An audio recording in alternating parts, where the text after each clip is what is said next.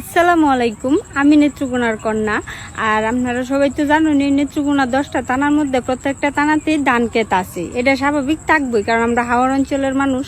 আর হাওড় অঞ্চলে তো ধান ক্ষেত থাকবো, এটা স্বাভাবিক, বিষয়টা অস্বাভাবিকের কিছু নাই। ঠিক তেমনি আমরা নেত্রকোনা সদরের মধ্যে আমরা এই দিক দিয়েও অনেক ধান ক্ষেত আছে, মানে একটা ছোটোখাটো বিলও আছে, সব কাইন্দেই ধান ক্ষেত আছে। আচ্ছা, যেটা আছে অন্য কয়েকদিন আগে ক্ষেতগুলা লাগাই লইছে, সবজি ক্ষেতই লাগাই লইছে। অন্যের ফলে মনোরঞ্জন যে ক্ষেত বাঁচা হয়েছে না, বুঝছেন? এটাই প্রথম ক্ষেত বাঁচা।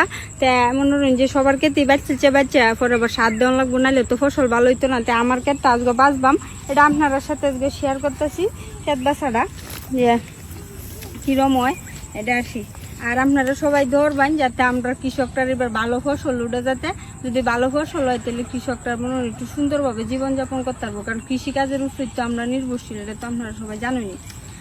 আচ্ছা, বিসমিল্লাহির রহমানির রহিম। মনোরঞ্জন আসবা সব দিকে বাচ্চা করে পরিষ্কার করে এলবাম, পরে মনোরঞ্জন কালকের মধ্যে সারটা দিয়া মনোরঞ্জন এটির করে সব পরিপূর্ণতা হয়ে লাগবে, নাইলে এই কে তো মনোরঞ্জন বালা ফসল হইতো না।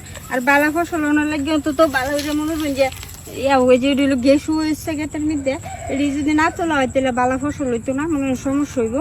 এটা লাগে আপনারা সবাই দৌড়বান যাতে আমরা এবার ফসল ভালো হয় আর ক্ষেতটা বাঁচি, দৌড়ন যাতে সুস্থভাবে কাজ শেষ করতে পারি।